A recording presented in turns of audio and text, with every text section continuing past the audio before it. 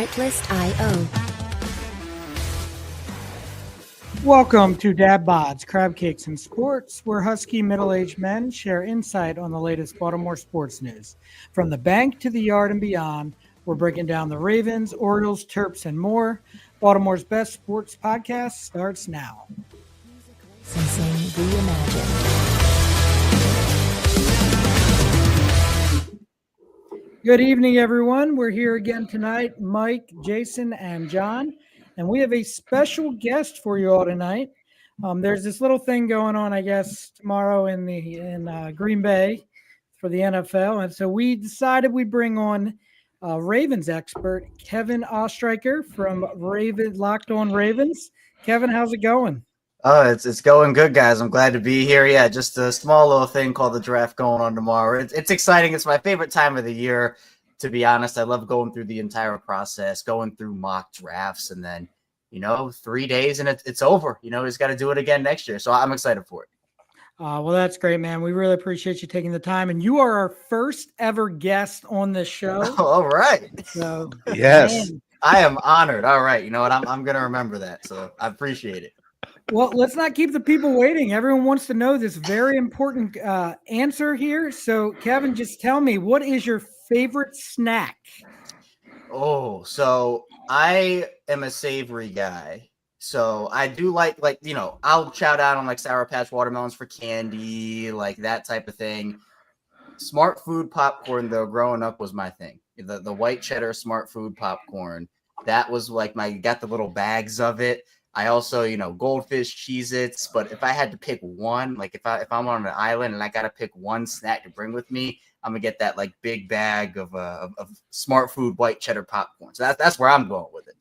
Oh man, Mike, that's similar to Mike, right? Mike, aren't you? Really? No, I eat really fatty foods. That popcorn seems really, really healthy. You know what I've really gotten into is that like Reese's bark, like it has like Reese's peanut butter cups like in the chocolate bark. That stuff is delicious. But my wife does like that popcorn, Kevin, so I am familiar. Yeah. It is in our cupboard. It is good. And other popcorn, if you've ever had like the stovetop Jiffy Pop where you like shake it to make it like that also, I grew up on that as well. So I'm a big popcorn guy, if you couldn't tell. And Jason likes to shake it to make it. That's what yeah, there you go. A lot of the time. There you go. Yeah. John's new to the Dad Bods thing, so he's still on the beef jerky, protein shakes, right? Working out all the time. Yeah, I'm with it. I like that.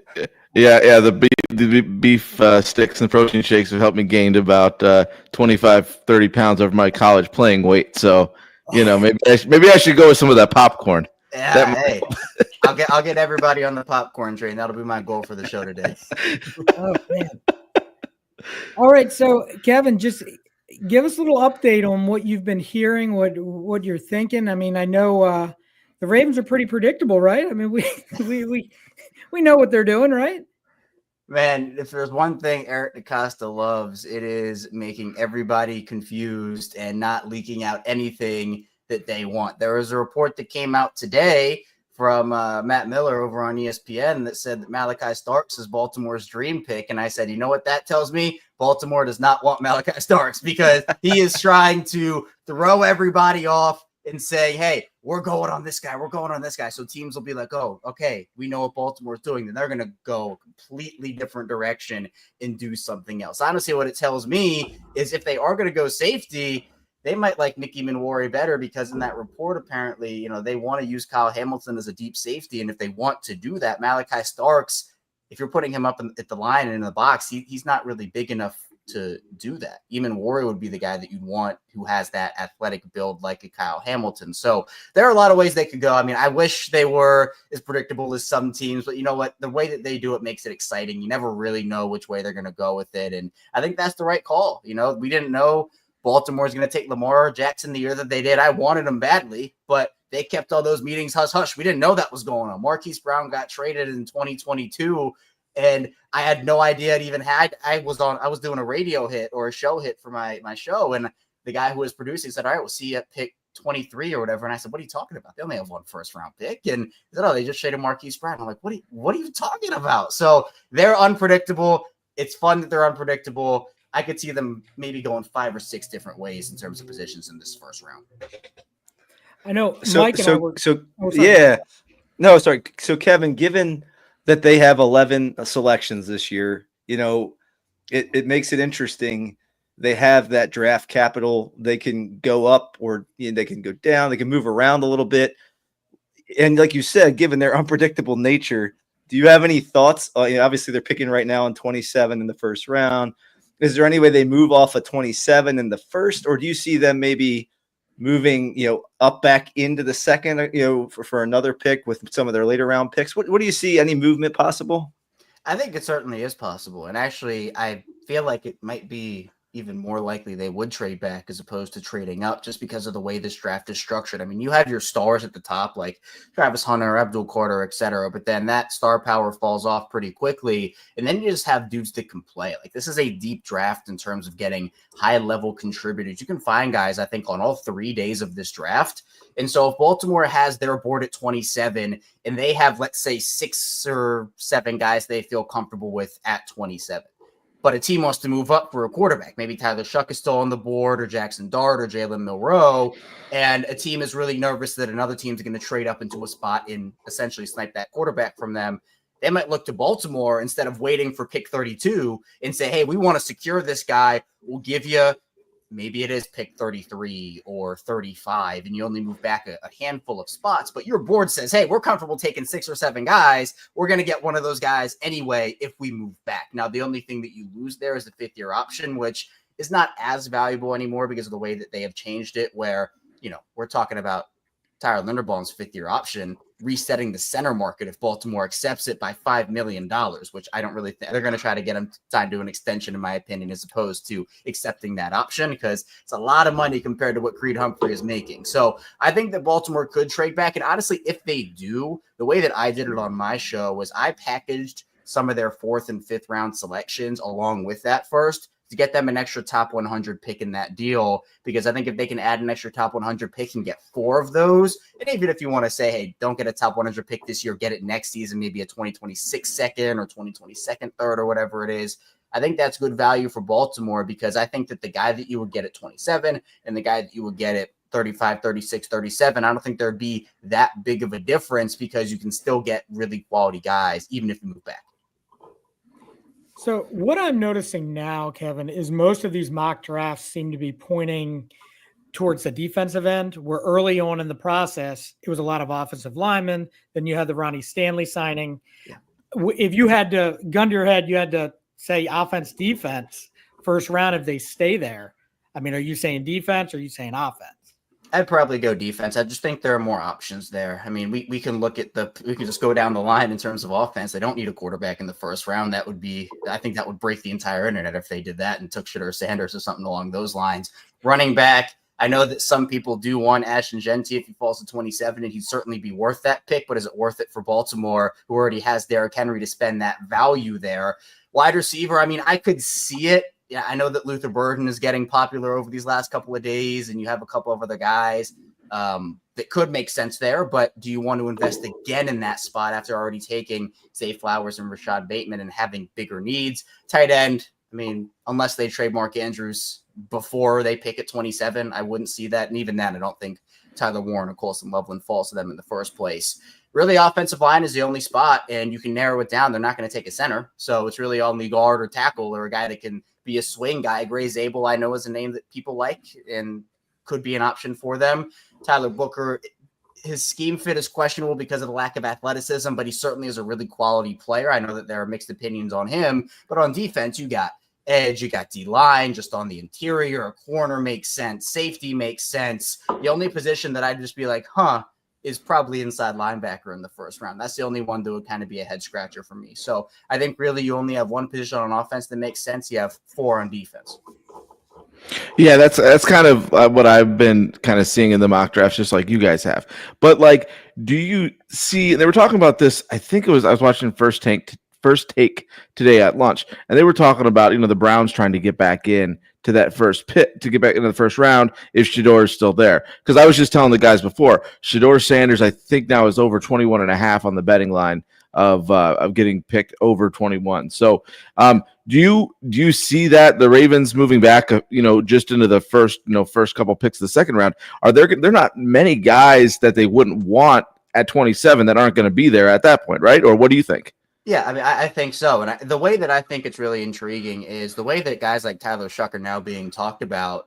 I wouldn't be surprised if we had 4 or 5 quarterbacks. My prediction was always 4 in the first round. I wouldn't be shocked if 4 went before 27 at this point. And then that last quarterback, whoever it is, maybe it is Cleveland who takes Travis Hunter at 2 and Jalen Milroe still on the board and they really want him. And Baltimore, I know that some people would say it's a division rival, don't help them out. Look, if it's a good deal and Cleveland's overpaying to get back into the first round, I think you take that deal. I mean, you have to do what's best for your franchise regardless of who you're trading with. So I could definitely see them moving back into the first couple picks of the second round. Maybe, you look to a team like a Cleveland, or maybe it's the Giants who take Abdul Carter and want to take a flyer on a guy. I don't know what that looks like, but it is good business in my opinion, because if you have a board, let's just say it's guys like Savon Revel and maybe Jade Barron, Donovan Izaraku, Nicky Minwari, James Pierce, Tyler Booker, Gray Zabel.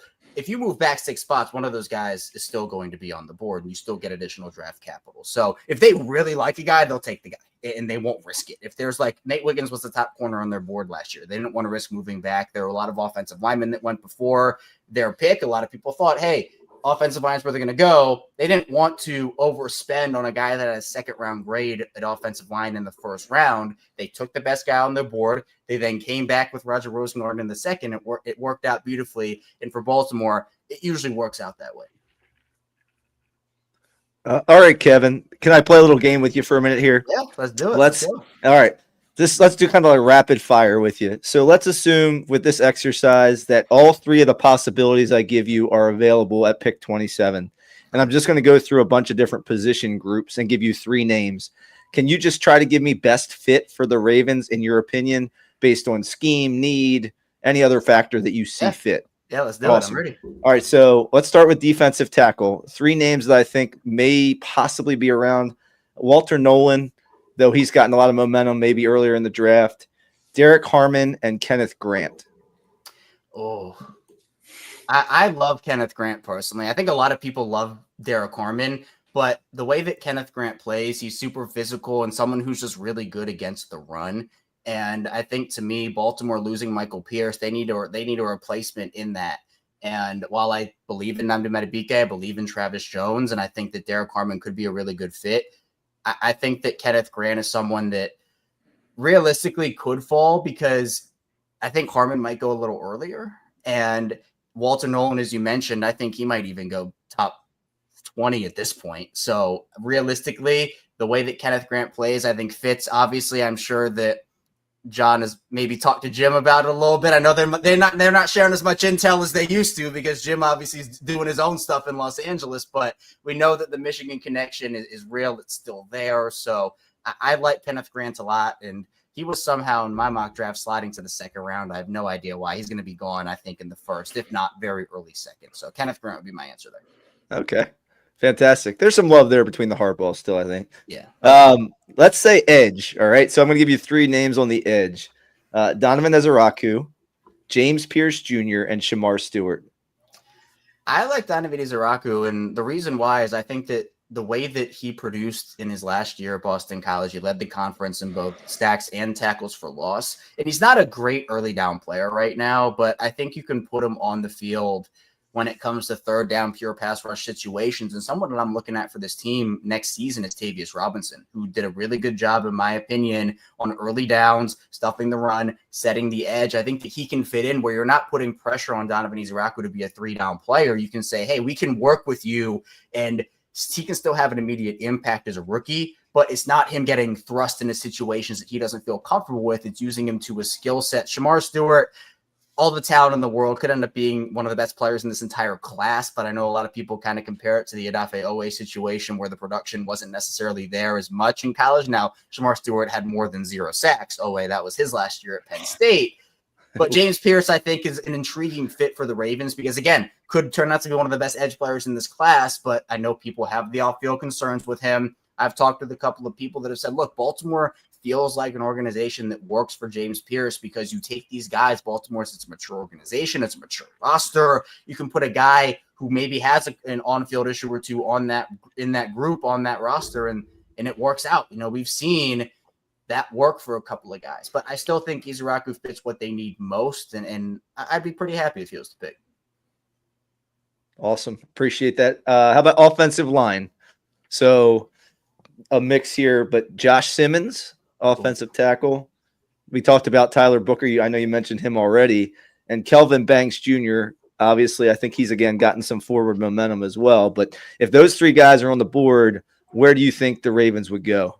Yeah, and if Kelvin Banks is on the board, I'll fly to Green Bay and run the card up myself. That's how much I like him. I think there's been buzz he might be going in the top 10. Like, you're right. That's exactly the type of momentum he's gained over the last handful of days. So if he's available at 27, I think that's a no-brainer. If I'm choosing between Booker and Simmons, I really do. I'm higher on Booker on the Ravens more than most, but I think that Simmons has best tackle in the class ability, and what you can do with him is you can kick him inside to guard early on in his career if you need to. I know the injury is scary and a little worrisome, but all reports indicate it's going well. I don't think he falls past Kansas City. So if Baltimore were to trade back into the second round, I think Kansas City would swoop him at 31 before Baltimore had the chance to, because we know Kansas City has a whole bunch of problems on their offensive line.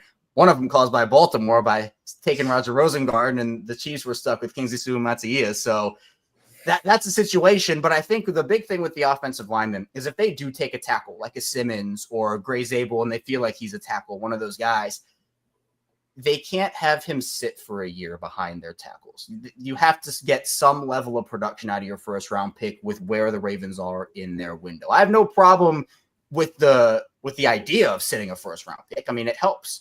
But the Ravens, where they are right now, you need another Nate Wiggins type year out of your rookie first round pick. You need another productive year out of your first round rookie. And while I think sitting for a year does help, the Ravens aren't in the position to do that. So if it was a Josh Simmons, I would want them to kick him inside to guard and, start over Voorhees or Falele or whoever, because at this point, you need everything you can get. It's important, especially with the way the Ravens cap situation is structured. You need these rookie guys to contribute for you because you can't go out and splurge as much because of all the $100 million contracts you're giving out and the extensions that are coming down the pipeline. Kyle Hamilton just got more expensive. So rookies are important, especially with how the Ravens are constructed. Yeah, I love how you talk about the balanced nature of the Ravens' current roster, and that gives them the flexibility maybe to trade back, because 7 picks, different positions, the Ravens can go a bunch of different directions because of what they did in free agency and what they have currently on their roster. Let me give you one more, Kevin, while we got you. And you already talked to safety a little bit, so I'm going to skip that one. Let's just talk about cornerbacks. Okay. There are 3 corners. These are the ones that are available. Maxwell Hairston from Kentucky, Trey Amos, and Savon Revel.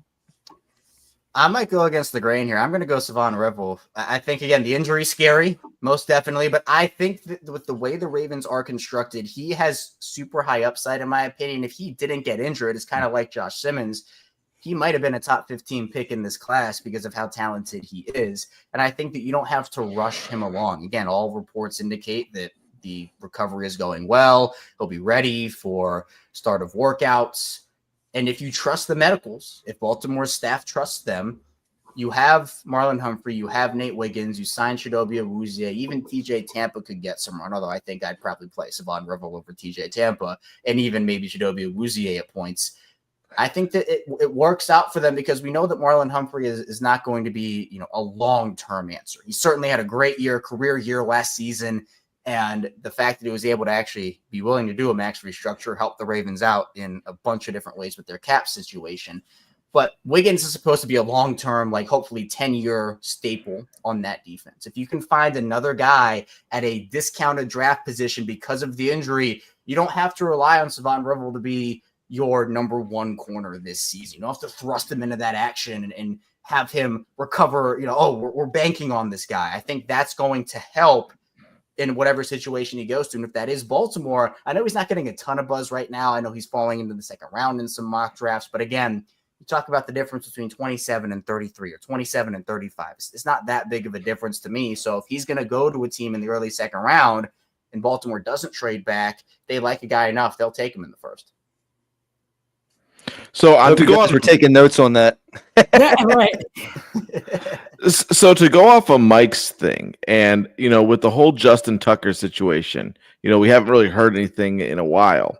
I saw in a couple mock drafts of the Ravens taking a kicker somewhere 4, 5, or 6. As I'm reading and as I'm researching the kickers, out of Andres Borregales out of Miami, Ryan Fitzgerald out of FSU, and then Ben Sauls out of Pitt seem to be the 3 kickers who are going to get drafted at some point. Out of those 3 guys, do you hear anything or did you know anything about that?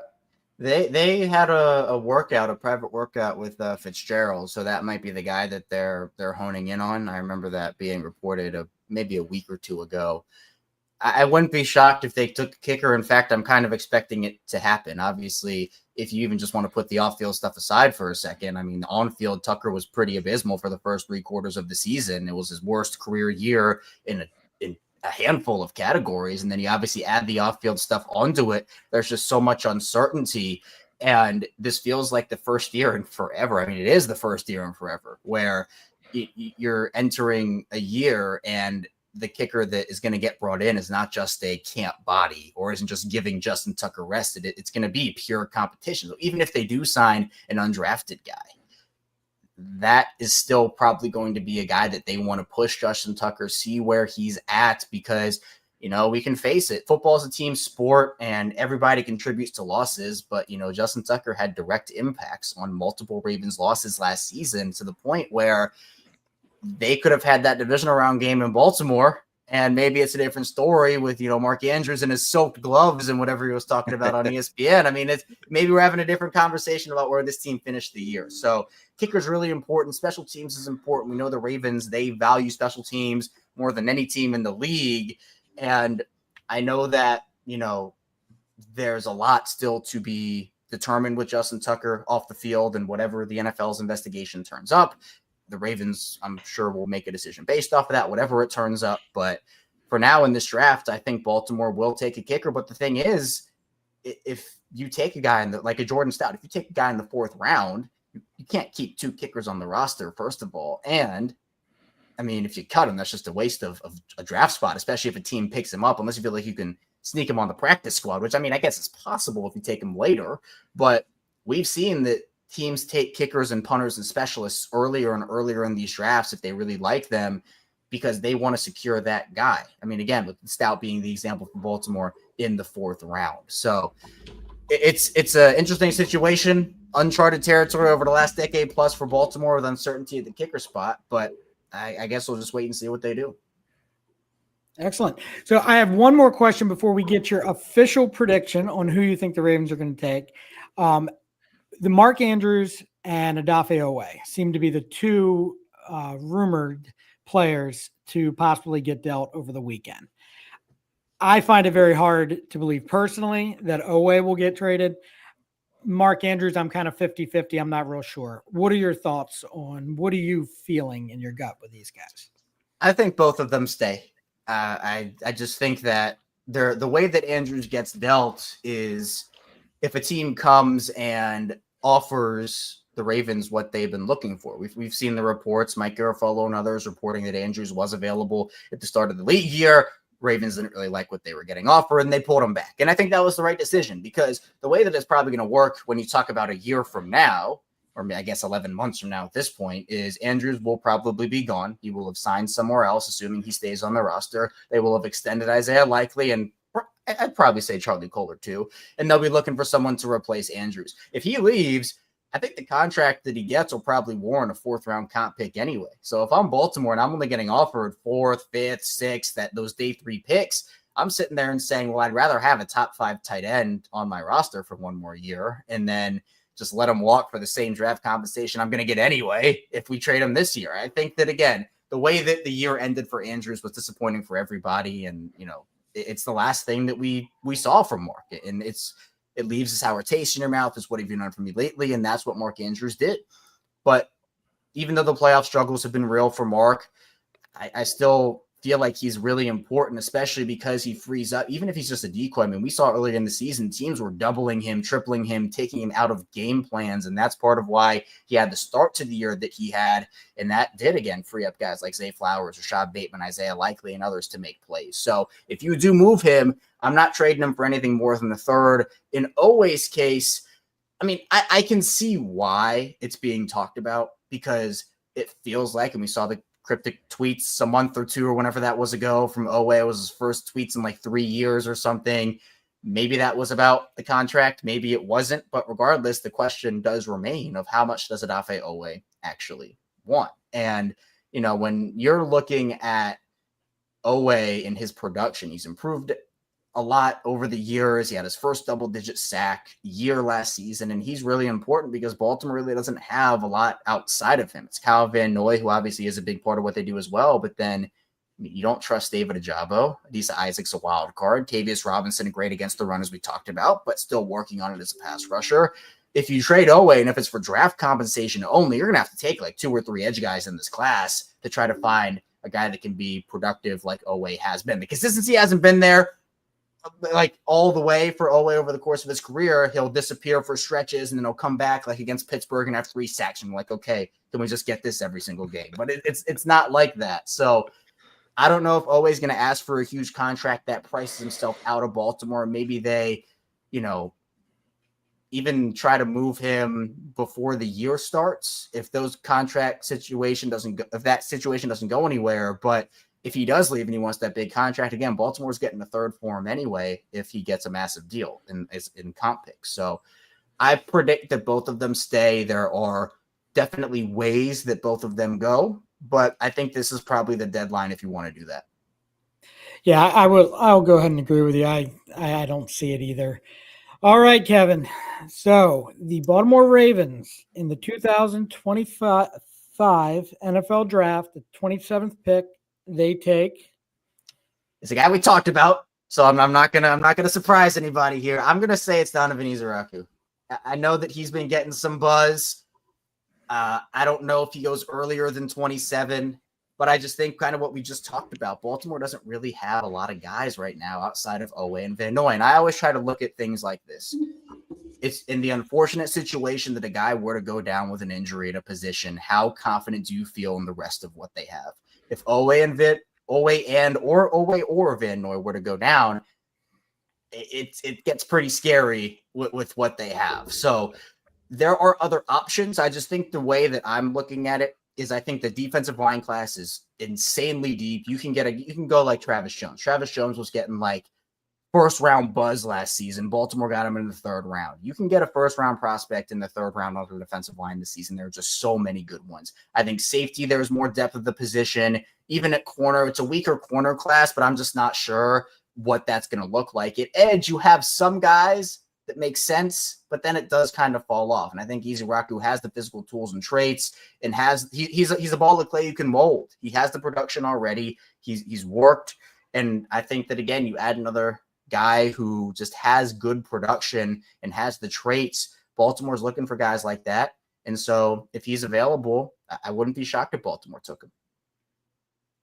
Excellent. Yeah, I mean, choices are, it seems like the Ravens always pull one off on us somewhere within the draft. I don't know if it's going to be the first round, where it's going to be, but I'll tell you one thing, it'll be interesting.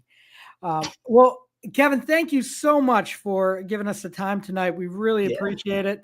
Absolutely. Can you tell the folks where they can find you? Yeah, I appreciate you guys having me on. This is really fun. You can find me over on the Locked On Ravens podcast. We do 5 days a week of Ravens content. Tonight will be my 1,494th consecutive episode on the weekdays. I've never missed one. It's my proudest achievement. So I started that thing up in 2019, and my first ever episode was actually about Kari Vedvik. So that's a blast from the past for a lot of people. I talked about him, and hey, Eric DeCosta ended up getting a pretty good deal for him. But we do daily Ravens coverage over there. It's both on YouTube. You can like and subscribe over there in video form. It's also available wherever you get your podcasts. If you prefer to listen to it, we'll have a bunch of draft coverage throughout the week, live shows, etc. You can find me over on the Ravens Wire USA Today. That's where I do my written work. I also do some stuff over at Bleacher Report, do some streams for them.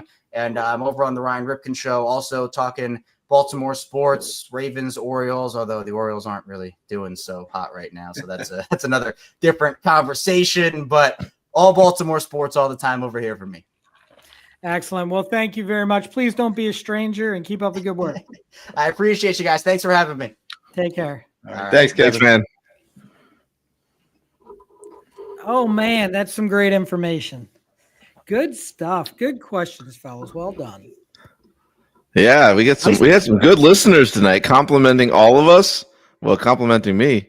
Oh, So you got another relative to shot you out online. Is that what just happened? is it issues with the eyes? Anyway, no offense, Lynette. Love you. Okay. So I guess we got to move on. We'll double back to the NFL draft and whatnot. But I guess we should talk real quick about the Orioles, just in case everyone's waiting. Are those crickets? I mean, it's getting tough, man. We don't have to go very long here. There's not much to say except they're just, I don't know if they're in a tough skid, Mike, or if they're just not a very good baseball team. Yes. Right, fair enough. It's, Yes. Uh-oh. I don't know either. yeah, it's tough. It's even tonight. It's like they battled back. They tied the game. They went down 3-0. They got it to 3-3. And then Soto came in, had trouble throwing strikes, walked a guy, had first and third and one out, and let up a routine fly ball, which, just so you know, the Orioles have trouble doing, where they have less than 2 outs. They can't hit a fly ball to score a run. So I don't know, John. I mean, Mike and I were talking before you got on here, and I don't know what's going to change. There's nothing that can be done really drastic. Like, they're not going to all of a sudden start trading Kobe Mayo and Heston Kjerstad and all these guys to bring in Corbin Burns again. It's not going to happen. Well, it's not going to happen this time. I mean, it's not going to happen this time of year to begin with. Nobody's giving up their starting pitching at, 3-4 weeks into the season. But again, like we just got a comment here, fire Hyde. There may be something to that. I've discussed this with some other friends that Hyde doesn't seem to have the fire in his belly the way that a Buck Showalter does, the kind of more old school manager. Do we need to bring somebody like that in? But no, I really think that it's the starting pitching, but we're not going to be able to get anywhere.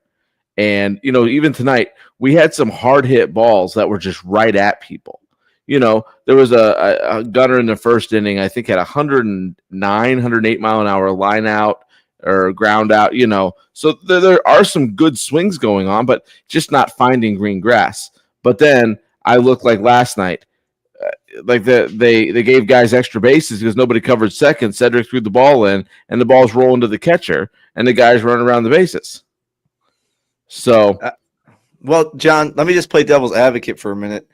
I get that people are frustrated, and Josh mentioned the fire Hyde, and I could see why the frustration, but I feel like Hyde oftentimes is just a puppet for Mike Elias. He's simply using the analytics, and he's not much of a field manager as far as I'm concerned.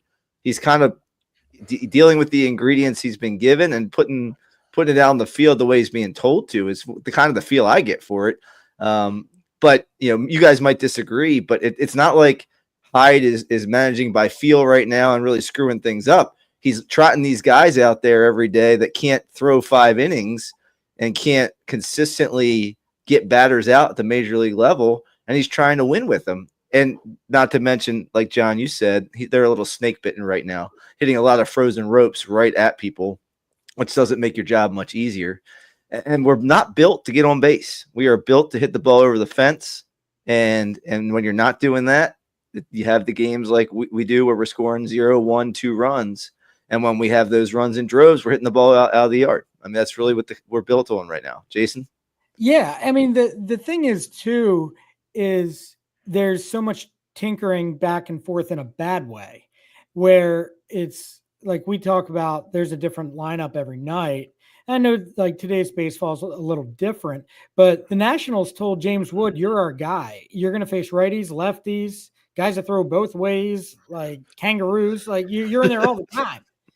And we're sitting this guy against a lefty. We're sitting this guy against a righty. Kerstead, oh, he's not in against this guy. Oh, Holiday, he's not going to face lefties.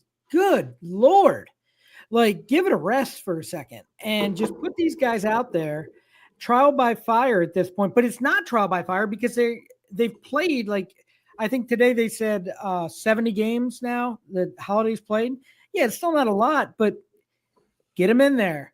Like, these are the guys that you drafted. You drafted him number 1 overall. Okay, give these guys a shot day in and day out, unless they're hurt or need a break. I get matchups and whatnot, but it's got to be, Mike, you're right. It's got to be more feel. But see, I don't know what the move is. Like Josh said, fire Hyde. I mean, he hasn't been a Hyde fan for years. And I get it. Like some folks feel that way. Buck Britton. I mean, is Buck Britton the answer? Is he the next guy up? Or is it Robinson Chirinos? Or is Chirinos a Hyde guy that he had to get permission from Elias to bring in? So I think if you're thinking feel, Chirinos as a former player at the major league level might have more of that, where I think Buck might be. Players love him, though. The players in the minor league had nothing but good things to say about Buck Britton. So if that's the move. Well, if there's an opposite to Hyde, if there's a managerial candidate named Seek, I think that would be who we should look for, because hide and seek is a popular game, and if you just go the opposite direction and we just find a guy named Seek maybe in AAA somewhere around. I found a mute button for Mike, Jason. Goodness gracious, you guys are killing me. All right. So, I mean, just kind of wrap up the Orioles stuff. I'm starting to, I don't know if I'm losing patience or I'm just like, it's frustrating to watch. It's starting to get, it's like Mullins tonight. I know you didn't watch, Mike, but they had runners on first and second, and he's clearly the hottest hitter right now for them. And the first 2 attempts up, he tries to bunt. And now he has 2 strikes on him, and he has like a defensive swing attempt and strikes out. And like Brian Roberts is like, really? Like, dude, what are you doing? So, I mean, again, it's just when things are bad, they get worse. And that's what's happening. Like it's rolling downhill right now. Well, they get bad. They're bad, and then we get the calls like that called strike on Henderson for swinging when he didn't even barely move the bat head, and they called him out on strikes, which then Mullins was on first, Mullins stole second, and then we have 2 outs and we're out of the inning when Adley hits a line drive to center field. So when things are going bad, the little things with the umpires or with a defensive mental error or something like that just continues to kill us and makes things even worse. But look at Cedric, though, man. He's as an on-base percentage of 4.41. He's doing everything he can to keep this team afloat. And O'Hearn, too. I mean, they're getting O'Hearn in the lineup every day because he has the second highest average on the team. And he has a 359 on base percentage. So, those 2 guys seem to be doing it. But just I keep watching Westberg even more closely, Jason, from what you said. And there's something that just he got a triple today and dove into third. But there's just something in his swing that looks a little bit off still.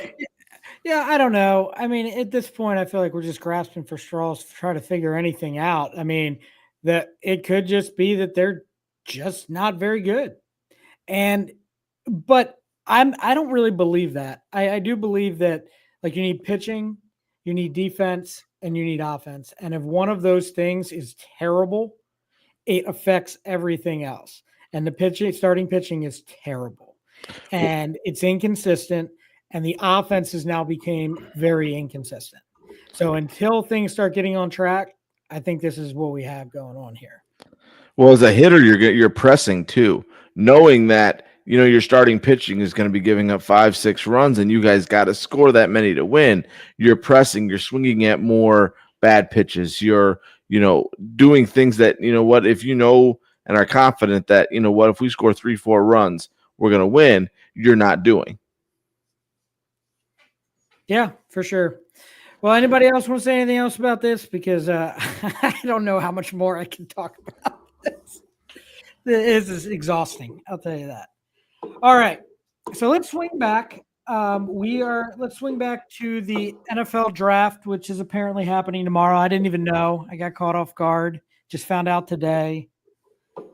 No, not funny. Okay. All right. No. So we left off with our kind of mock draft, our predictions, like what we think the teams need and what they're going to do. We left off with the Steelers taking multiple guys, depending on who we suggested. And so You're only allowed to take one, Jason. They can only pick one guy at a time. At a time. At a time. Okay. All right. So we're at number 22 with the Chargers, the LA Chargers. Did I get that one right? I did?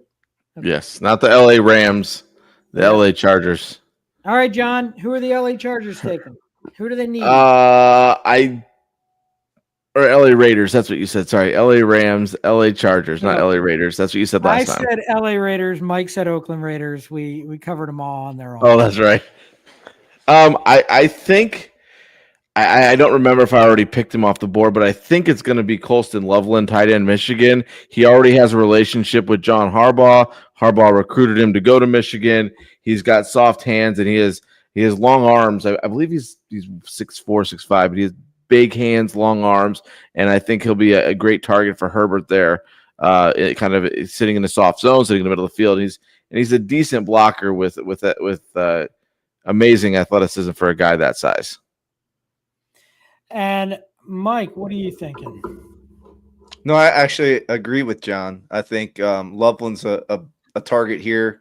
I think they're looking for a weapon in that Chargers offense to complement Ladd McConkey from last year. I think they miss someone who could either stretch the field or just be another mismatch on the field to give Ladd some more space to work. And I think Loveland is a guy who can do that. He has a lot of people say he's pretty much the equal of Tyler Warren, and some GMs might even prefer him to Tyler Warren in this draft. So that would be great. And if he's not there for some reason, I mean, someone like Golden who can stretch the field, or maybe a receiver who can kind of go deep and get open and kind of stretch the field for the Chargers might be an option there as well. Yeah, so I have them going. I mean, they could go in any number of ways here. I think they could go running back. They could go tight end, or they could go defensive lineman. I have them taking the and this kind of hurts because I was hoping – I really haven't bought in yet to who I want the Ravens to take compared to who I think they're going to take. But right now I think that they end up taking Kenneth Grant, the other Michigan product, to shore up that defensive line. I mean, you know how the Harbaughs are. You know how John is. And also Jim, they want to run the football. They want to play defense.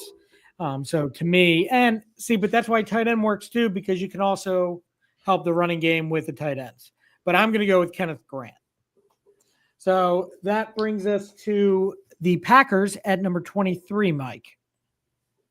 Yeah, so it'll be certainly an exciting time in Green Bay when the Packers come up here at pick number 23.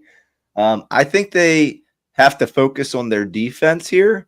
I think they could go a couple different directions. You have a couple really good safeties in this draft, so safety's a need. So if you want to go Malachi Starks, if he's there, if you want to go Imamori, if he's the guy who's there, I think that wouldn't surprise me at all. If there's an edge guy that falls down here, maybe like a Michael Williams, maybe they're the ones who take Ezeraku. I know Kevin talked about him earlier tonight.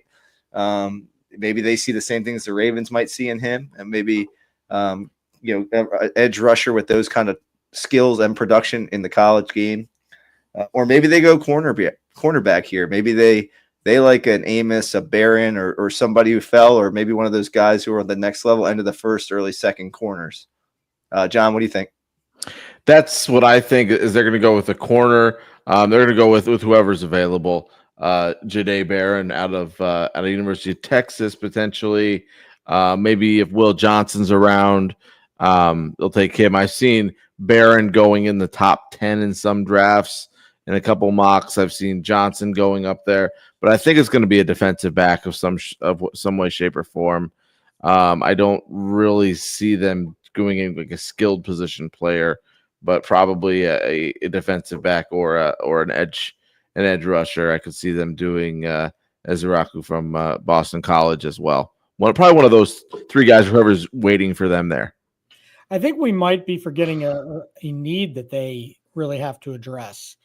They lost Watson at the wide receiver position, and I'm pretty sure he's out the majority, if not the whole year. Or was that an Achilles injury that he suffered?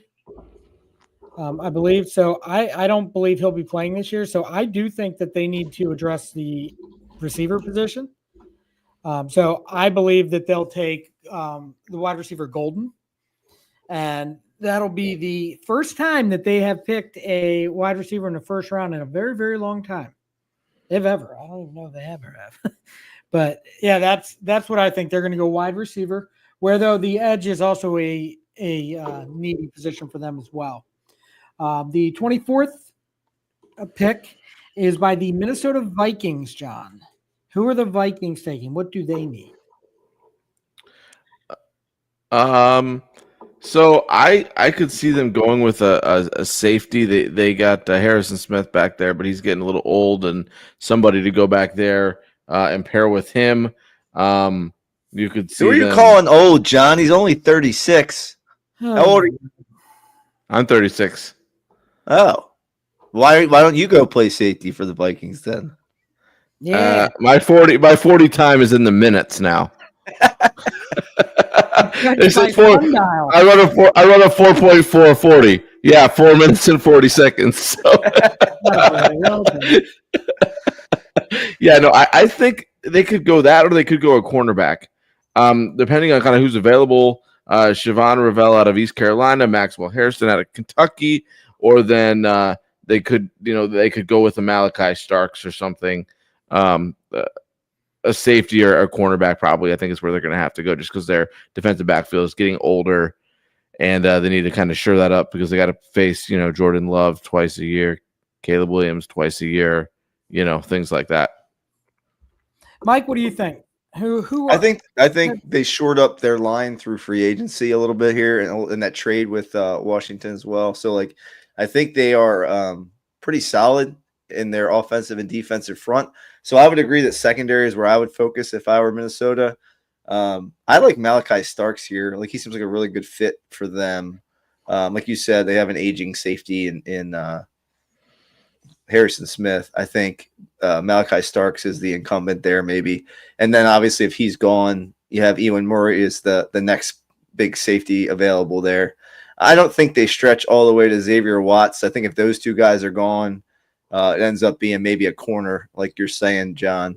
Maybe the best available corner there. Maybe a Trey Amos or something like that. So the Vikings only have, I believe, 4 picks in this draft. So they could also trade back. If all the safeties are still there, they might decide to trade back a little bit and then get the guy they want or pivot to a different position. If they stay there, I do think it's a toss-up between Eamon Worry or Malachi Starks. Either way, it's just whoever they decide is going to fit better in their scheme. Flores obviously will make that decision for them. Number 25. Who's picking number 25? Houston Texans. And John, who? Oh, wait, you got to go first last time. Mike? Yes. Who are the Houston Texans picking?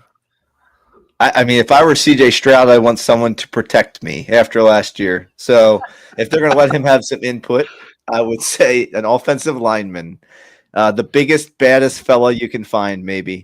And I would say he might not even be in the draft. Just somebody. No, they might just find him in security outside the local bar. But they need somebody to stick up for my fellow CJ down there. But I think they are looking to set the tone, and the guy that we keep hearing about, Tyler Booker, is that big bad guy. I think he is the perfect fit. If he can fall to this spot, I think they go with him. Maybe if he's not there, a Simmons, but I think they definitely go O-line. Yeah, I mean, that's who I have, Mike. I have Booker going here as well, but I could very easily see Kelvin Banks going there too. But I mean, Booker does fit that. I mean, it fits their scheme a lot better than he fits the Ravens scheme. John, what are you thinking? I'm thinking it's going to be I think it's going to be an interior offensive lineman, either more than likely Booker. That would be my guess. Would be Booker. But if for whatever reason Booker is not there, a Josh Simmons from Ohio State who can play a couple different positions, or the Gray Zabel out of North Dakota State. I think one of those three guys will be there, and I think they'll take that. Did you guys see? In some mocks, I'm taking a defensive lineman. The Houston, yeah. I haven't seen it, but I Houston. believe you. Yeah. Are there any other color Zables available, or is it just a gray Zabel? Oh my! Oh God. my god! I'm gonna use this mute button on you here. Is pretty there like soon, a Mike. red Zabel or a blue Zabel, or is it no? Okay. I don't want to play anymore. I'm done. Okay, number 26, the LA Rams. John, who are the LA Rams? Okay, you guys are not gonna get this. I don't think they're gonna go quarterback. I think they're gonna go Jalen Milroe or Shador Sanders, whoever's available at this spot. I think they need somebody to sit for a couple years there and just sit and watch. And I think those two guys, one of those two, will kind of be there at that point in time. They could also go, linebacker. They could go wide receiver. They could go with Ibuka out of Ohio State, who will probably be available at this point. But I think they're going to go quarterback, either Shador or Jalen Milroe Could out of University of Alabama. Could absolutely see that. Mike, what do you think? No, that's a good point, John. I didn't really think that way, but that sounds like a Sean McVay move, just kind of being ready and having that guy in waiting. He's a quarterback guru. Maybe he can fix him up over the year or two while he's sitting there and watching Matt Stafford play. I think for me, I'm looking linebacker. I think his fit really is Jihad Campbell from Alabama. I think he's a good pick there for LA. Need to shore up the defense a little bit. But you said wide receiver too, John. I could see that as well. Maybe they're losing a Cooper Kupp, but maybe replace him with the next young guy. So I could easily see that as well. LA has some options here. Yeah, this one for me is John's got me thinking, but I did hear a couple guys that I really respected. They mentioned quarterback as well, but I'm thinking they go corner. Or offensive line. I mean, if I had to be, again, gun to my head, I guess I would go with Barron, the quarterback out of where do you go to Texas? So, but I'm not so confident anymore. The Rams are kind of squirrely. They could do all kinds of stuff. I'm not prepared for the Ravens in number 27. I'm nervous, so I'm not going first. You want to go? John? I'll go. I think they're going to trade out. I don't think they're going to stay here. I think they're going to trade back to the early second round, pick up a second rounder this year, and maybe a third or a fourth rounder next year, and kind of do it that way.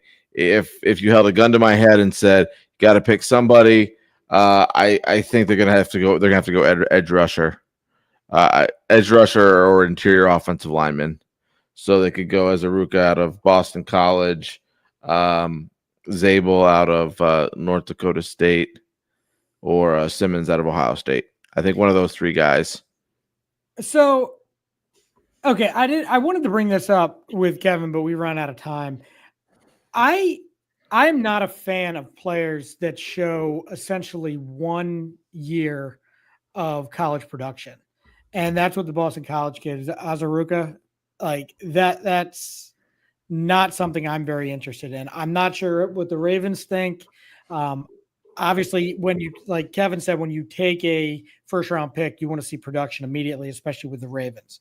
So, Mike, that isn't something I would be enamored with. But what do you think? Are you prepared to give a prediction? Well, yeah, I mean, I'll talk a little bit to what my thoughts are, John. I 100% agree that they could trade back here. I know we said that, like, they have all these picks. There's no way they can trade back. But the more you look into all these players, there's a lot of similar players right here. And, it's just a matter of your positional preference. And I don't know that they have a positional preference at this point besides edge. If there's a clear edge here, I think they got to take him. So if a Mike Green falls, if a Michael Williams falls, I see them taking, if there's a clear edge guy that falls here, I think they take him. If you put, a gun to my head and say I have to pick somebody, I would say the lineman Simmons from Ohio State, just because I feel like he's a plug and play guy. And the fact that he's versatile and can play multiple different positions on the offensive line, it's kind of a Patrick McCarry replacement in a way. Even though he's coming off of an injury, they're saying he could be top 10 value here in the late 20s in the first round, which the Ravens love to find value wherever they can. So if you're looking for a pick that fits the Ravens, to me, this is one that makes a lot of sense. Yeah, and just thinking about who I think that I'm going to kind of go off the wall of somebody we haven't really talked about much. I think they could get this guy if they stay at 27, and they could get him if they trade down a few spots or even at the top of the second round potentially. Probably less likely depending on what teams need edge-wise.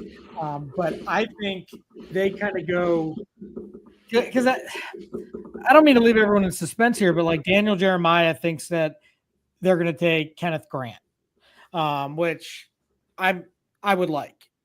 Okay. I also like, is it Derek Barnes? Like if he were to fall, I think that's huge. But I think they go with Shamar Stewart from Texas A&M. But I do think they trade down and still draft Shamar Stewart. And they get extra draft capital from that if they stay in the first round. So that would be my prediction. I'm not saying I like it or I don't like it now. That's my prediction now. Just to give you guys a quick break from all this real quick. John, Mike, and I are going to do a draft picking contest where we're going to select or list all of the teams in the first round and who they're going to take. And we're going to post it on our Facebook page so you can all follow throughout the first round. And we'll discuss a few shekels here and there since I am undefeated in our contest so far. John, don't be scared. Don't be scared. John, don't be scared. I'm not putting any more money down against you, Jason, because I've already lost $20. That fills my gas tank all the way up. That was another 10 though. You're all in. You're pot committed. So what's another 10? It's another 2 weeks of gas for me. Oh, that's funny. All right. So that will be on our Facebook page. Look out for that. But back to the number 28th pick, the Detroit Lions. Mike, the Detroit Lions, I mean, I can't think that they need a whole lot. I mean, since they were one of the best teams in the NFL, but what do you think they're going to do there at 28? Yeah, I think they're just sitting there looking for the best player that's left. If it's one of the safeties, I think that's something they look at. I mean, if they had their wish, I think maybe edge rusher would be the way they go. If James Pierce or Ezeraku's there, that's where I think they look for someone to bookend with Aiden Hutchinson and really, really get after the quarterback. They have that explosive offense, solid defense, but think what they could do with two edge rushers that could just get after the quarterback. So that to me, I don't know what our buddy Fritzy says down there in Florida, but I think maybe another defensive end. Yeah, I actually have them taking Ezeraku here because I do think the Ravens pass on him, and I think that's who they take. But again, I mean, like you said, Mike, they want edge help. So if there's anybody else there that falls, I mean, that's kind of what I was hoping with the Ravens. Like I'm still hoping that somebody falls that doesn't belong there. And we either move up a little bit or we stay put and someone falls in our lap. John, who do you have the Lions taking? I think they're gonna go defensive line in some way, shape, or form, whether it's an edge or if it's a Kenneth Grant from Michigan. I think for a lot of these guys towards the end of the first round here, it's gonna be okay, which of these is the best defensive player that's still available that fits into our scheme? Is it an edge? Is it a lineman? Is it a linebacker? Is it a cornerback or a safety? Because as I'm looking at these drafts, the only skilled player that I see going towards the bottom is to the Rams and then to the Commanders in most of these mock drafts. So, but I think an edge rusher is probably where they're going to go. We'll just throw out a name, Mikael Williams out of the University of Georgia. Okay. And the next pick, number 29, the Washington Commanders, John. There's two glaring positions that they could draft.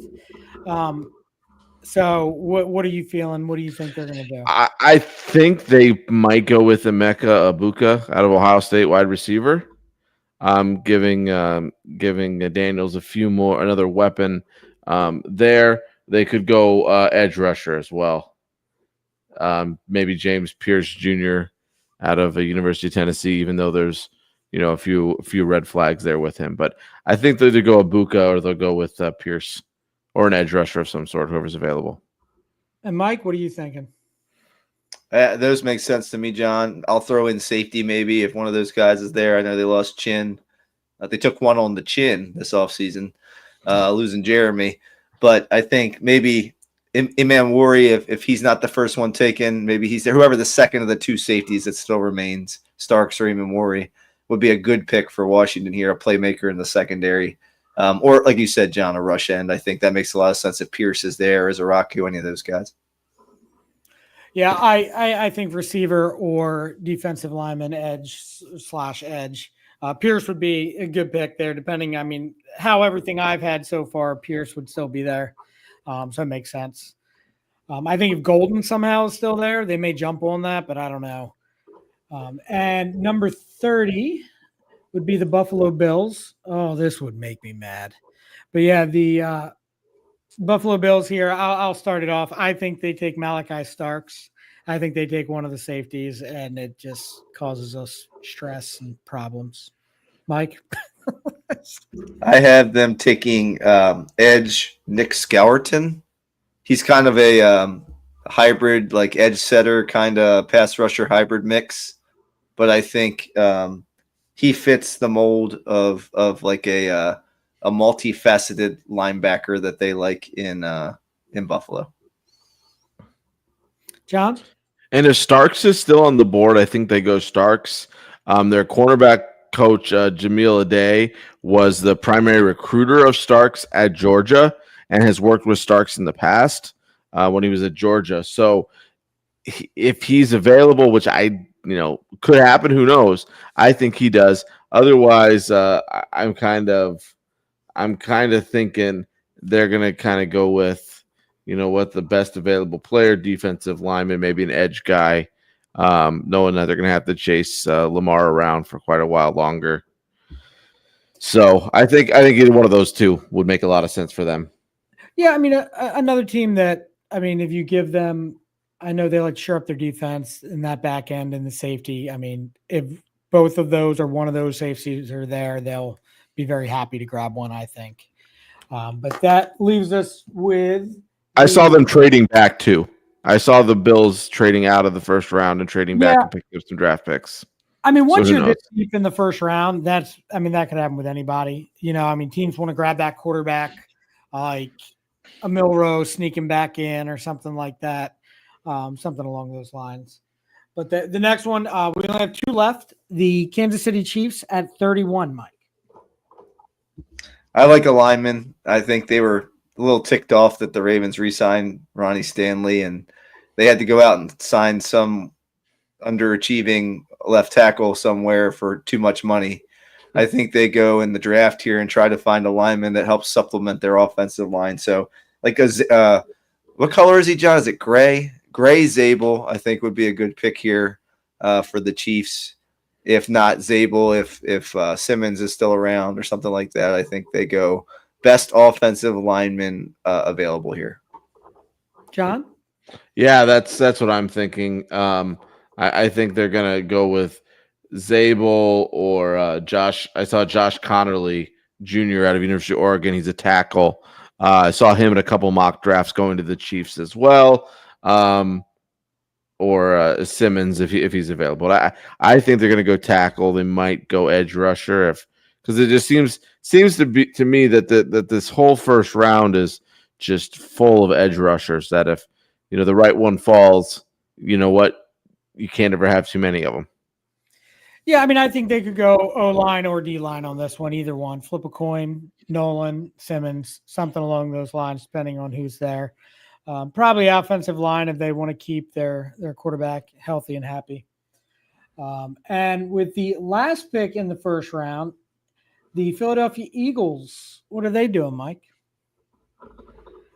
I have Kenneth Grant from Michigan. I think, like you just said, almost with Kansas City, it's like the Eagles shore up their line in some way, and they get interior pressure all the time. He fits the mold for me as a Philadelphia Eagle.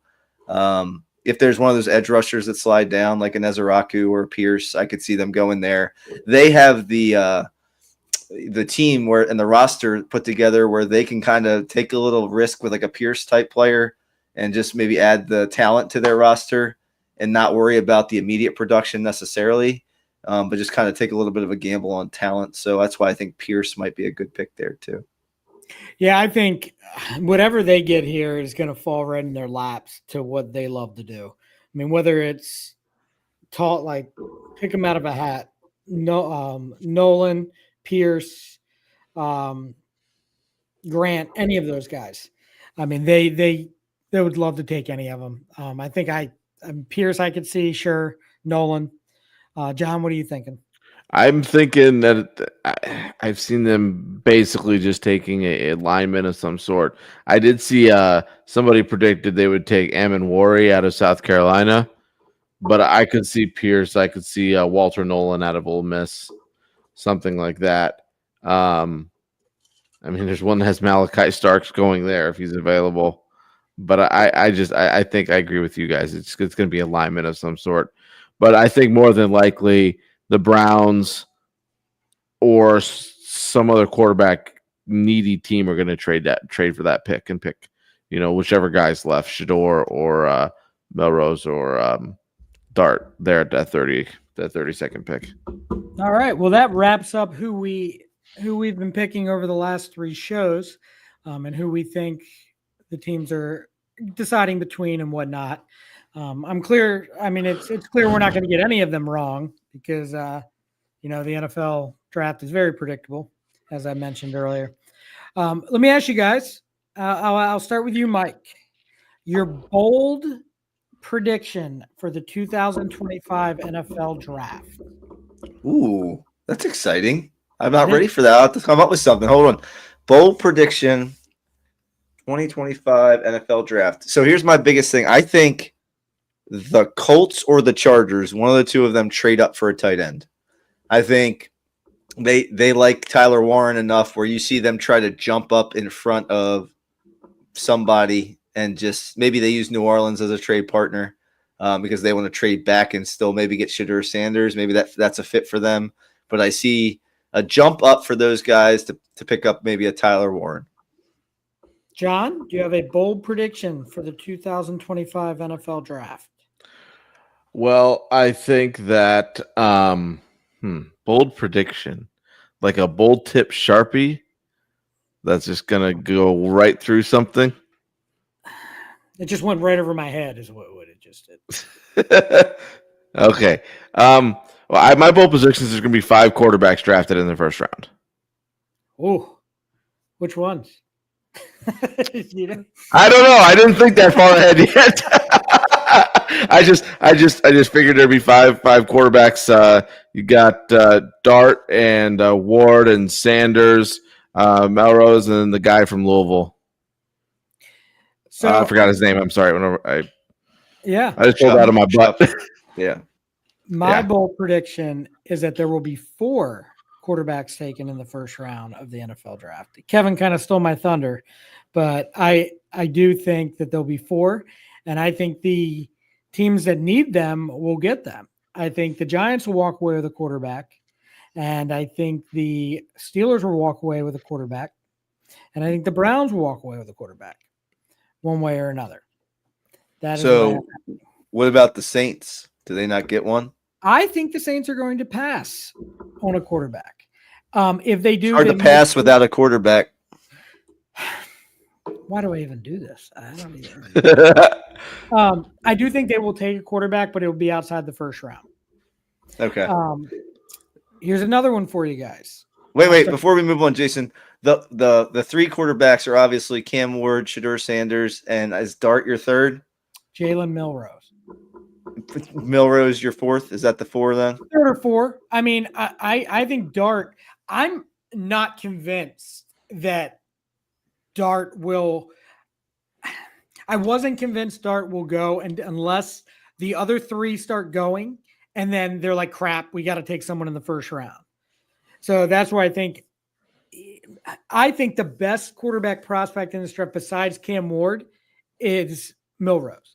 I just don't think. I think it's going to take a while. It's not going to happen he's not going to be a first year guy, 2-3 years, something like that. He's got the most talent. And you should listen to me because I clearly thought that the greatest quarterbacks coming out over the past few years, like Jimmy Clausen was going to be awesome. I predicted that, by the way. I predicted Brady Quinn was going to be really good. Yep, did that. Josh Rosen, I thought was the best NFL ready quarterback and was going to kill it. So clearly you should all listen to me because I know what I'm talking about. Well, on First Take today, they said a similar thing that there was going to be kind of four quarterbacks, and I don't remember who it was. Somebody was saying that Melrose was their top pick in terms of pure talent and pure quarterbacking. And they said, you know what? If Sanders isn't on his butt all the time, he's not too bad because at Colorado he's on his butt a lot. They didn't have an offensive line, so. Gotcha. Don't go to Cleveland. All right, I'm going to give you one more here. And I'll start with John. Bold prediction for the 2025 draft for the Baltimore Ravens. And it doesn't have to be the first round. It can be the whole draft. For the Ravens. Well, I think let's just throw this out there. I think that the Ravens don't move anywhere, that they use all their 11 draft picks on players they need or think that they might need, and then that we pick a kicker up and we're done with Tucker by the end of Sunday night. Fair enough. Mike, you have a thought? Yeah, I can only have one of those at a time. I think with the Ravens for this year's draft, I think that they do not take a pick in the first round. I think that we're going to wait Thursday night, and it's going to be fun to watch all the other teams pick players, and then we'll trade out. But I think that means we pick at least 4 times in the next 2 rounds, in the second and third round. Within, that's a little bit much. Maybe 3 times in the second and third round, and one more in the fourth, or a couple more in the early fourth, maybe. I don't know how that's going to work out trade wise. I don't know all the numbers on that, but I think we find 4 top 100, kind of like Kevin was speaking of, picks, and we trade back a little bit and get out of the first round. Fair enough. Mine is that the Baltimore Ravens will take a tight end in the draft, and a tight end that they think will eventually replace Mark Andrews, who I do not think is getting traded. Think he'll be on the roster, but I think they take from Notre Dame Mitchell Evans, who I don't know if you guys know who he is. You do, Mike, because you're a Notre Dame fan, but I think he's one of the most underrated tight ends in the draft. And I think he turns out to be a lot better than what his draft spot will be. That is my bold prediction. So do you guys think that the Ravens will take any other skilled position players? Running backs, tight ends, or wide receivers? Yes, I think they'll take at least one receiver. I think they always take at least one receiver, whether it's just with Ames for special teams or something like that. I'd love to see them, take a flyer on a Maryland product. Is it Prather? Is he the receiver from Maryland? Yes. I'd love to see them take a flyer on a Maryland receiver. Those guys tend to turn up pretty good. What about the Ohio State receiver? What if they did something and accumulated picks and ended up with 2 or 3 picks in the second round? That was going to be my prediction. My other prediction was they're going to pick Ibuka with the Browns pick in the second round. This kind of reminds me, this second round of wide receivers kind of reminds me. Now, production wise, obviously we won't know for a long time, but you remember the draft where AJ Brown and Metcalf were both picked in the second round. I think that there could be some steals on wide receivers in the second, maybe even third round here, that make a big impact. And I think Ibuka would be one that, if the it's kind of a wish list thing. I don't have any like knowledge that they're interested in him or whatnot, but that would to me be a kind of a wish list thing. Yeah, I think he would be a good sitting third, maybe fourth wide receiver right now. And then if, Bateman can't stay healthy and, we're not betting any money on DeAndre Hopkins having a, 1,500 yard, 20 touchdown season, putting Ibuka in there in that either second or third wide receiver behind Zay, I think would be a good thing for us. Maybe like a Jalen Royals out of Utah State. He's a guy that people really like that can stretch the field.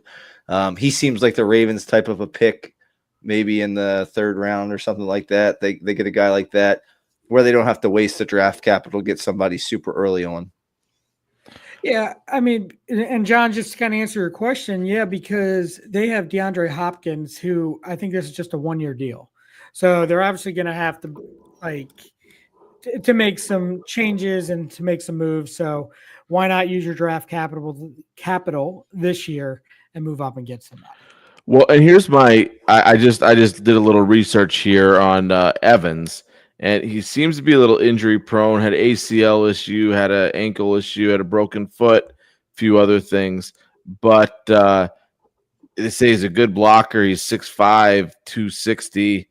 So he can catch the football and he can also block. So the two things that, we need, you can pair him up with, two of the best to learn from. And a couple years down the line when we don't have Andrews anymore, he could potentially be that, good blocker and good solid hands.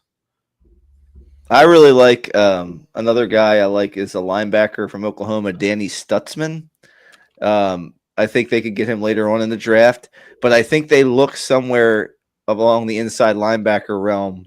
They never really replaced Patrick Queen last year. They kind of tried to fill in with the young Clemson fella, but it didn't work too well. And then the other guys that they had in that spot have moved along. So I think they really need to find someone to fit in that space. And I think they'll draft at least a rookie. And I like this guy Stutzman from Oklahoma.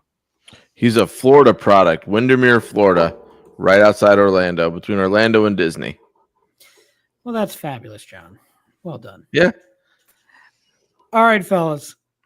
So I'm going to give you guys a choice. Do you want to do Blast from the Past, or do you want to do super secret new segment? Let's do a super secret new segment. Mike, your vote. I'm in. That's fine. Let's do it. All right, hold on. Let me get online here. I got to come up with a new super secret segment to do. Hold on. See, you guys need to get desktops with two screens because I can talk to you and see you guys in one screen, and I can look up all my crap in the other screen. All right. Super convenient. Okay, so I'm going to test that. We're going to test out the name if we do this again. But this is from one of our loyal listeners, Donovan. He made this suggestion that we do this type of segment, contest, whatever you want to call it. This one is going to be called, he's calling it Deal Breaker. So in this segment, we're going to discuss an option that you're going to prefer, but it's like a hypothetical, like if you choose this, then this would happen. And it's going to be Baltimore sports related. If then that. Sure. Whatever you say, John. I think that was a TV game show, wasn't it? It was a TV game show or something. If then that or something. Oh my. All right. So let's see. Let's do this one. We'll keep it Orioles related. Or do you guys want to do Ravens because of the draft? You tell me. Let's do Ravens. All right, we'll do Ravens. All right, so I'll ask you first, John. Yes. Lamar and the Ravens win a Super Bowl this upcoming season, but the team doesn't return to the AFC Championship game for the following 10 years. What would you choose? Either not winning the Super Bowl next year, or Lamar and the Ravens winning the Super Bowl, but they don't get back to the AFC Championship for 10 years. Well, that's always what happens. So are you okay with that? I'm good with that. That's happened every time. Perfect. 2000. Let's make it 20 years. Oh, 20 years? I don't. Well, let's see. 20 years, we'll have a new quarterback by then. So I don't know. I don't think so. I think I can do the 10 years because we won in 2000, then we won in 2012 or 2012, 2013 season, and then we'll win in 25. I can do the 10, but 20, we're going to be doing this podcast every week and just complaining. Okay, this is too easy. This is what we're going to do. And I'll start with Mike, and we're going to redo this. So Lamar and the Ravens win the Super Bowl this year, but they do not make the playoffs for the next 6 years. Mike. This is not possible. But no. A Lamar that confident is not going to make the playoffs for the next 6 years. No, give me the Super Bowl. Ooh. The main reason you got to feel for Lamar. Like, you just want him to get that ring. All he did was promise that ring when he was drafted. And every year he doesn't get it, I just feel more and more for him. Obviously, I'd love to see another Super Bowl title here in Baltimore. I have had the blessing of seeing 2 Super Bowl victories in my lifetime. However, it's that elusive World Series that I'm really looking for. Fair enough. And John? I'll take the Super Bowl. Oh, man. I'll just think I just figure that Lamar's going to be hurt the rest of the year. She's going to, take one too many hits or something. So How about you, Jason? What are you going to do, Jay? Yeah, I'll take the ring. 6 years it's going to fly by. I mean, I'm going to be 48 by that time, but hell, why not? You might not even like sports anymore. Who knows? I'm going to have a 6-year-old. I'll have a 6-year-old grandchild by then. What the hell? I was losing teeth, walking with canes. It's going to be great. Man, I'll be in my 40s by that time. Man, that seems so long away. All right, we're going to do one more, and then we're done. We're going to shut this puppy down. We're going to do an Orioles one. Okay? And this one to me, it's whatever. Okay. Are you pulling these out of your ass, or are you No, this is written down? Recommendation. I'm going to work on my own, and then you guys can work on them too if you want, because these could be fun. But this is these are some of the ones he suggested, and I kind of changed the other one. So the Orioles win 2 championships within the next 4 years, but the team gets caught up in a cheating scandal similar to the Astros. What are you doing, Mike? Oh my gosh! Because I'll tell you what I'm doing. I'm taking the championship. I'm taking the championships, baby. Bang on that trash can. Bang on that trash can. How similar to the Astros? No, I'm just kidding. Right. Dude, they're not stripping championships away. They still won the World Series. Everyone's I don't want to say they forgot about it, but it's a afterthought at least. Bang on the trash cans, hit the lady next to you. I don't care. Do something. Deflate the footballs, whatever. Dude, use your equipment to watch the practices of other teams. You do what you need to do. You just win championships. I'll take the World Series. I'll take the World Series championships. I am 42 bloody years old, and they haven't won a freaking World Series since I was 1.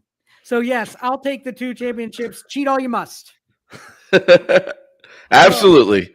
They won a World Series 6 years before I was born. Or no, 5 years before I was born. Yeah, I'll take the World Series champions and hear the crap from other people. Yes. People have been stealing signs since the beginning of baseball. Just saying. Yeah, right. Technology has just improved the way you can steal signs. You used to have to actually watch the coach and kind of figure it out, and then now you can just videotape it and then watch it later and do it do it in different ways. Yeah, I mean, look, I used to steal signs all the time as a player. Like it's part of the game, but I didn't like text it to the pitcher on the mound or the batter. I did, and I played. Yeah, I did. I did as a coach. Peter. I was coaching first base in there, and their catcher wasn't covering his signs up. So I would tell the hitter what the pitches were. And the other coach couldn't figure out. We were up 20-0. And eventually I told him, I'm like, your catcher's not covering his signs, so we know what pitches are coming. Well, yeah, I mean, that's the way to do it. But you didn't use your cell phone to text it to anyone in the dugout, correct? Well, yeah, I did. I told the dugout. Wait, you used a phone? Yeah, I texted the coach in the dugout and I said, tell the guys that I'm going to say their first name for a fastball. I'm going to say their last name for a changeup. I'm going to say their number for a curveball, and anything else I'm just going to say, let's go. Maybe it's because I'm old, Mike, but I never when I coached, I never really had my cell phone out there while I was coaching. So I wouldn't. Never. It was in my back pocket because I used it as a timer for the pitcher to the plate. Well, you use technology. You were a dirty, dirty cheater. But if it brought me 2 world championships, you can do whatever you want. I don't care. Yep, exactly. All right, Mike, you want to shut this thing down or what you want to do here? I feel like this was like a landmark episode, man. We got a special guest. Jason's giving surprises. This is the best. My wife was even watching. And we had some new viewers commenting. Adam Ernst and Josh. This is pretty exciting. Greg Spacek, Lynette Lanscraner. Thank you all very, very much. We really appreciate it. All right, that's going to wrap it up for this episode of Dad Bod's Crab Cakes and Sports. We appreciate you taking the time to hang out with us this evening. Don't forget to subscribe to us on Red Circle, Apple Podcasts, Spotify, or wherever you get your podcasts. While you're at it, please leave us a review. It helps us out a ton. We're trying to spread the good word about Baltimore sports far and wide. Be sure to follow us on social media for more behind-the-scenes action, memes, and bad sports takes. You can find us at dadbods_crabcakes_sports at Instagram and at dadbods crab cakes and sports on our Facebook page. Have a question or topic you want us to cover? Hit us up at dadbodscrabcakesandsports@gmail.com. You never know, we might just shout you out in our next episode. Hey, until next time, keep rocking those dad bods, eating the crab cakes, and never miss the game. Adios. See you later.